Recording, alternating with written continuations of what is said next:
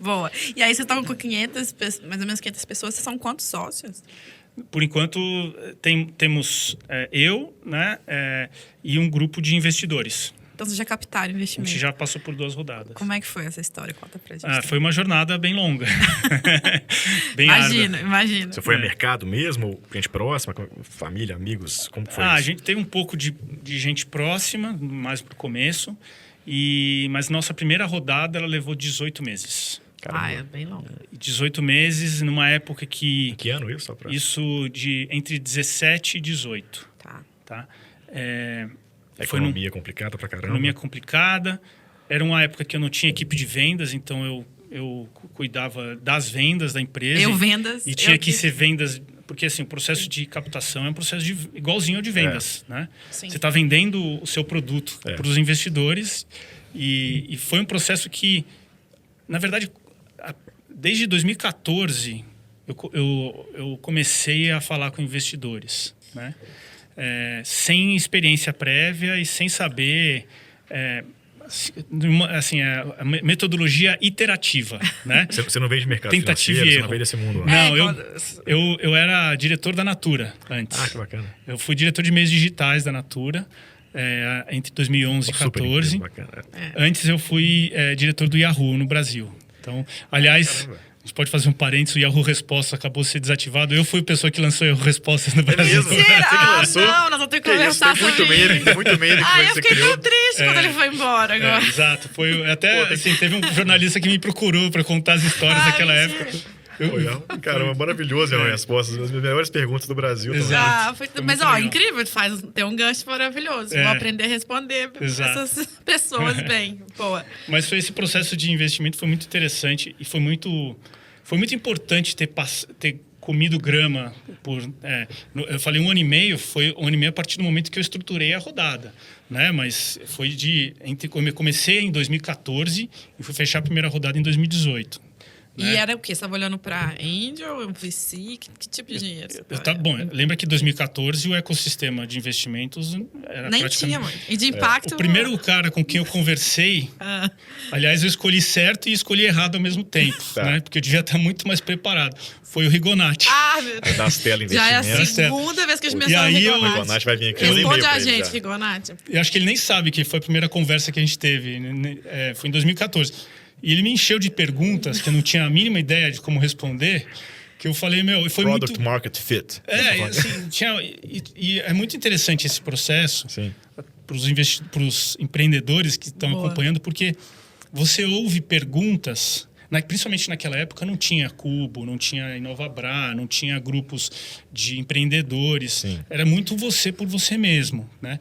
E eu acabava ouvindo perguntas que eu não tinha a mínima ideia da resposta, mas eu ia atrás da resposta. Porque eu sabia que eu ia ser questionado no próximo, né?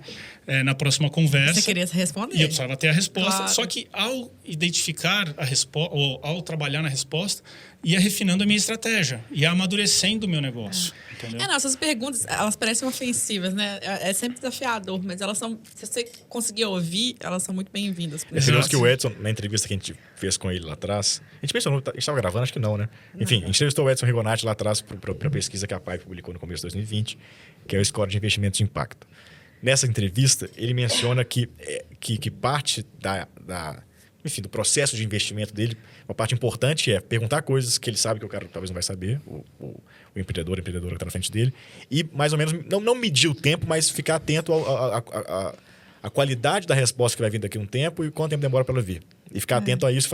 A turma que vem com melhores respostas e vem com um tempo mais curto, me mostra que está mais afim de estar com a gente, às vezes, do que...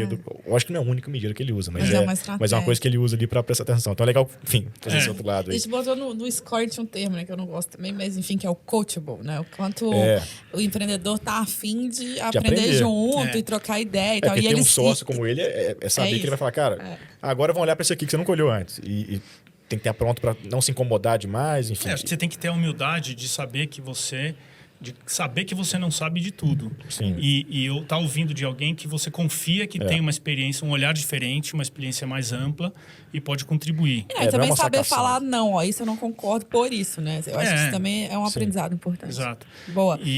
Desculpa, aí voltando, você falou com o Rigonati. Eu falei com ele. Saiu com a lista de dúvidas. Aí participei, em 2017, a gente entrou pela primeira vez no programa da Endeavor e eu já tinha conversas em andamento com outro fundo, com um fundo que a gente já iria seguir, que inclusive hoje é um dos que investem na gente. Legal. E nesse processo da Endeavor surgiu também um outro investidor que no final das contas acabou pedindo para entrar, né? Era uma empresa, era uma corporate, né? Era um investidor com potencial de ser estratégico, mas dizia que não seria estratégico, né? Uhum. E aí os outros investidores falaram assim, olha, toma cuidado, porque ele vai ser estratégico, né? Aí eu falei, não, eles estão falando que eles não vão ser, então eles não vão ser, né? Ingênuo. E aí, papo vai, papo vem, começa a evoluir, recebemos as primeiras versões do documento, a hora que a gente lia, a gente falou, putz, tá muito estratégico esse negócio, tá super restritivo, e é uma coisa que era para ter sido resolvida em 3 meses, levou mais de 1 ano. Mas só para entender, quando você fala estratégico, assim, você ia acabar tendo que modelar essa operação para aquele investidor corporate, é isso? Ou alguma coisa desse sentido? Só pra... A gente, estratégico para quem não conhece, né, o conceito de estratégico, é uma corporação que tem a ver com o seu negócio, que enxerga eventualmente que o futuro dela está associado ao que você faz e quer trazer você para dentro. Então, eles te trazem para dentro como um investimento para ter acesso ao seu know-how, ao seu jeito de fazer. A sua base. Sua base. Normalmente a base talvez não muito, porque você é pequeno ainda e eles são muito grandes, mas meio que aquisição de competência, né? Ou alguma outra coisa que faz sentido para eles.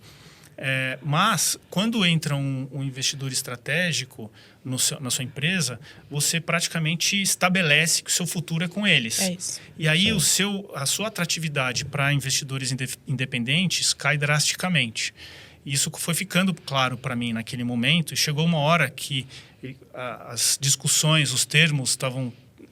chegamos em alguns impasses e ficou claro para mim, até foi verbalizado pelos outros investidores, falou assim, olha, se vocês seguirem com ele, eu tô fora, né? A preocupação ou esse cara vai te comprar lá na frente, vai comprar todo mundo, o que não é tão mal assim. Dependendo do tamanho, se for o caso da Vals, por exemplo, que a Ambev comprou, ele tá a Vals compra de cara. Você tem que estar no momento certo. Se você está muito pequeno, aí... Mas a outra opção que é muito ruim para o pequeno investidor, digamos, pro pequeno investidor, né? Relativamente pequeno numa base de acionistas, é você ficar grande bastante para concorrer com esse investidor seu e ficar uma tensão, aquele negócio insolúvel, uma tensão que só pode ser solucionada quando ele te comprar. Exato. E talvez por um preço não tão legal. E te prender numa relação que não necessariamente era a sua visão a Vals, também. Assim, a gente, o caso da Vals, a Ambev compra de cara e mete bala, põe o Zé Felipe, o Thiago, os irmãos sócios para dentro de casa e beleza.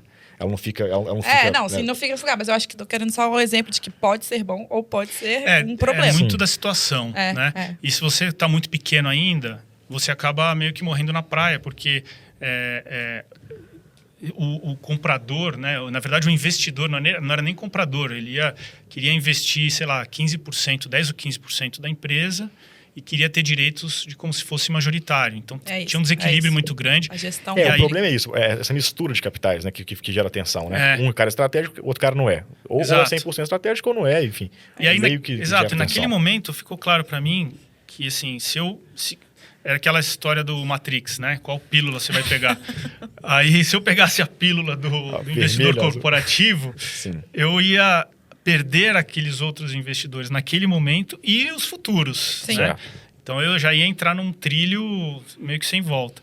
E eu achei que era melhor não seguir naquele caminho. Continuei com os investidores, acabou não seguindo a conversa com esse outro. E a gente acabou fechando, mas isso é uma coisa que era para demorar 3, 4 meses, demorou 18 meses. É uma escolha difícil, quer dizer... Escolha de Sofia. Porque o cara, não sei quem que era esse investidor, mas certamente parte da coisa ali é assim, olha, por esse dinheiro que eu ia te pagar, eu posso montar um negócio muito parecido com o seu. Pode. E seguir, e já tem a base de clientes. Então, assim, também tinha isso ali, não era só uma dúvida de grana, né? Era, cara, então, mas pode assim, concorrer comigo. Se você quer concorrer...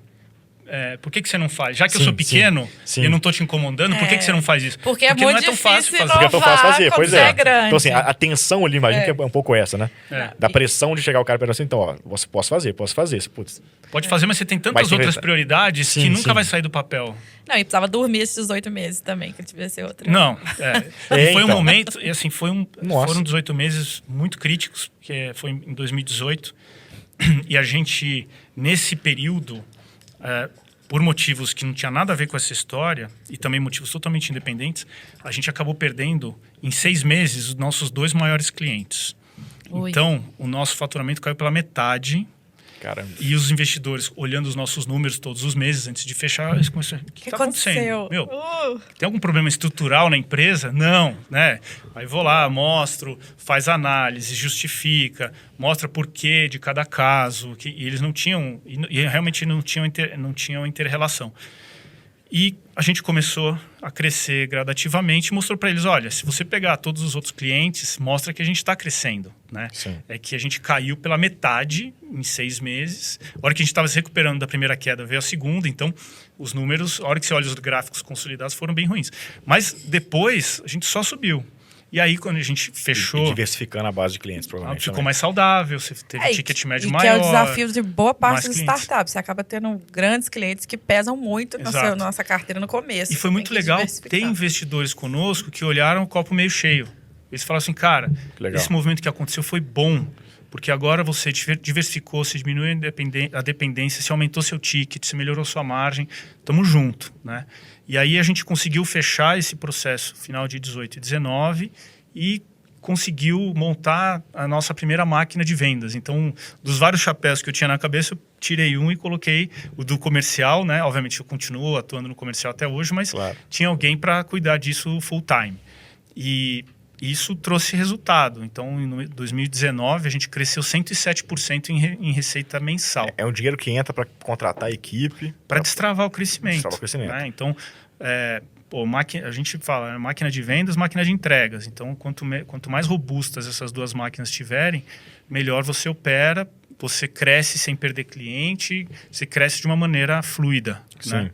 Então, e aí a tecnologia para viabilizar isso tudo acontecer de uma maneira rápida. E isso foi a primeira rodada, ou nós já estamos na segunda? Primeira rodada.